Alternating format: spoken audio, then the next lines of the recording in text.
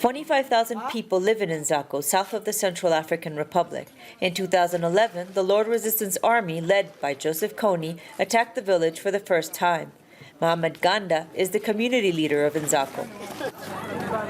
This here is the marketplace where the Lord's Resistance Army came and pillaged everything. The LRA took all the food supplies with them. They took our women, our children.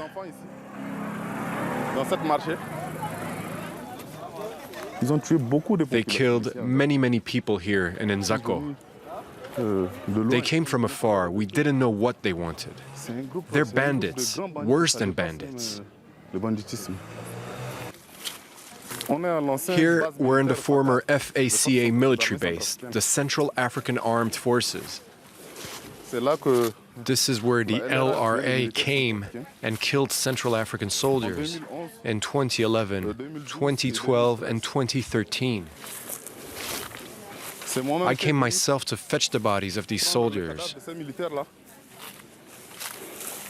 But now this is where the Ugandan forces are based. If the Ugandan forces leave Zako, we will also have to leave, like other villages in this area. So many people have had no other choice but to leave their villages. It's the Ugandan army, on behalf of the regional task force set up in 2012, that protects Zako, because the LRA is no longer in Uganda. For the past few years, they travel through South Sudan, DRC, and CAR, where state authority is almost non-existent, or wherever they find support. In Central African Republic, they collaborated with the Seleka. At the HQ of the African Union Regional Task Force in Yambio, South Sudan, senior officers confirmed that today the Central African Republic National Army does not have the means to track the rebel group. I'm grateful for what the Ugandan army is doing in my country. The Central African Army lacks logistical means because of the difficult situation in our capital city, Bongi.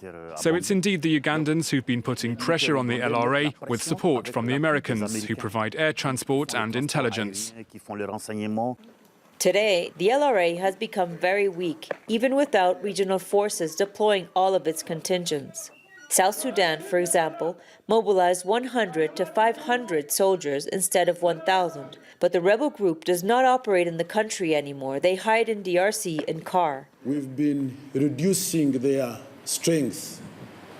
That is by killing some of them and capturing some of them, to the level of killing number two in the hierarchy of their leadership, and so many other top commanders.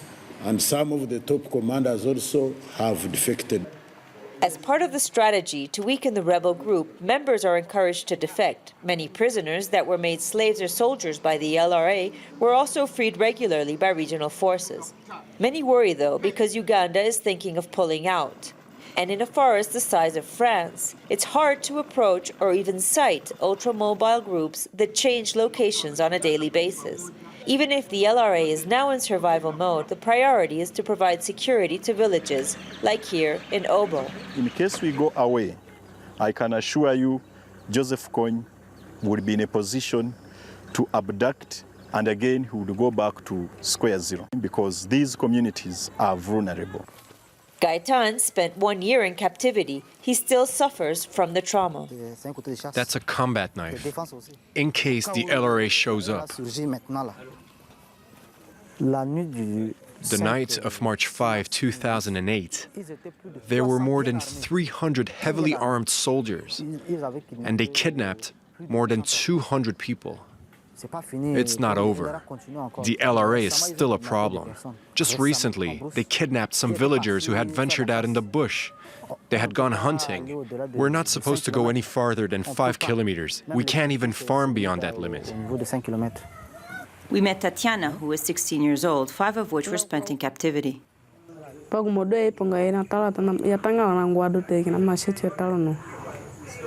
She's saying that she was forced to walk every day, non-stop. And if you were tired, you were beaten with a machete. Then there was a sexual abuse. Yes, she says that's where she had her child. Tatiana ran away during an operation by the Ugandan army, her son on her back. There are about 20 LRA-born children living in Obo today. Even if the rebel group is eliminated for good, its mark of terror will remain intact in the village, just like in all of Eastern Africa.